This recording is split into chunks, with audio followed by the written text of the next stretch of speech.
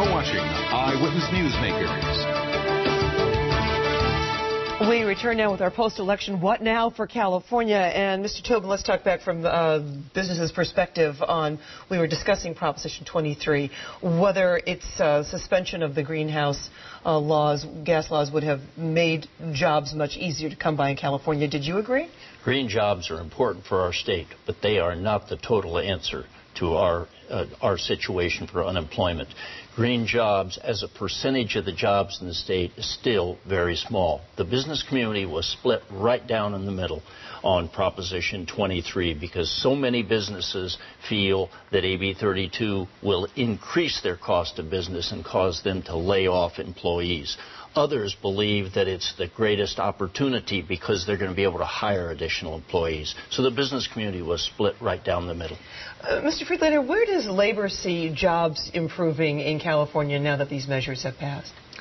Well, we believe that with Brown as governor, there's a number of things that will happen. We think we'll see more attention to infrastructure development, which will mean jobs for people. We hope that the 3010 program will bring revenue to Los Angeles so that we can build our transportation quickly and put our terribly underemployed construction industry workers to work quickly to build the transportation that this city needs.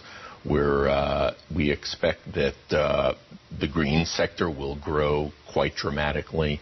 And I think that the passage of Prop 25, the fact that there is now hope to psychologically break the feeling of gridlock in California that just paralyzed us for 100 days. Well, let's talk about that one. Let's take a look at those numbers. Proposition 25, which calls now for passage of the state budget by majority vote. Senator Padilla, this has to be a great relief to you. Well, in many ways, it's going to make life a lot easier, especially around that end of June time frame or deadline where we have to pass the budget. And I think the passage of Proposition 25, together with Governor-elect Brown, with a lot of know-how on making things happen in the Capitol, is going to go a long way in helping us get our fiscal house in order, not just for the sake of balancing the budget, but once our fiscal house is in better order than it's in today, we can go out and finance those previously voter-approved bonds for housing, for water infrastructure, for transportation.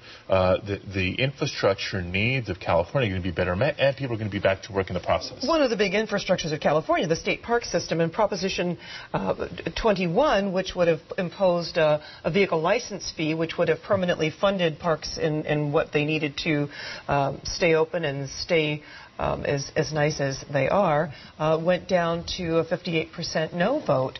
And where does that leave the state of California?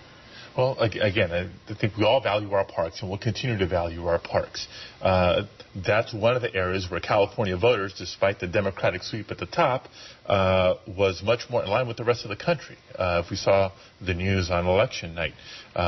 What I'm talking about is previously approved by the voters infrastructure bonds for housing, for schools, for transportation, for water. There's previously approved bond capacity for the state, but Wall Street won't lend us that money until our fiscal house is in order. I think a majority vote threshold for the budget will go a long way in helping us do that. Mr. Tobin, what is the Chamber's general position on fees like the vehicle license fee that was proposed and defeated? We discussed that and took no position because we had strong opinions on both sides. We had several members of the State Parks Board who were advocating for that fee, and then several other businesses that have large fleets of small trucks and cars and said that doesn't make any sense for you to penalize us and tax us because those trucks and cars will never get to the state parks. So there was a mixed feeling about that. But in general, the public clearly stated, we don't want to raise taxes. Would the fees for parks have done anything as far as jobs, you think, lift other measures of money alone so that there could be more hiring in other I think it's a small indication of a mood. I would be hesitant to draw sweeping conclusions about what it signals about what voters will and won't support going forward in an atmosphere when issues are presented more clearly, not in the midst of millions of dollars spent on both sides and a, Would you all agree, though, that what voters did was vote, mostly Democratic, but voted very conservatively when it came to all these measures? And that is typical California. Socially liberal, but fiscally very moderate to conservative. I don't think the measures were intended as a package, but if we look at them as a package, Proposition 25 lowers the threshold to 50% plus one to pass a budget. By the same token, Proposition 26 passed, where now to increase fees at the state, you have the same now two-thirds threshold like it is to increase taxes. Let's hold that thought. We have to just take a quick break. Sure. But we do want to talk about Proposition 26 because it is hand in glove with how you're going to be able to raise money in Sacramento. Stay tuned for more Eyewitness Newsmakers. We'll be right back with our three guests in our roundtable discussion.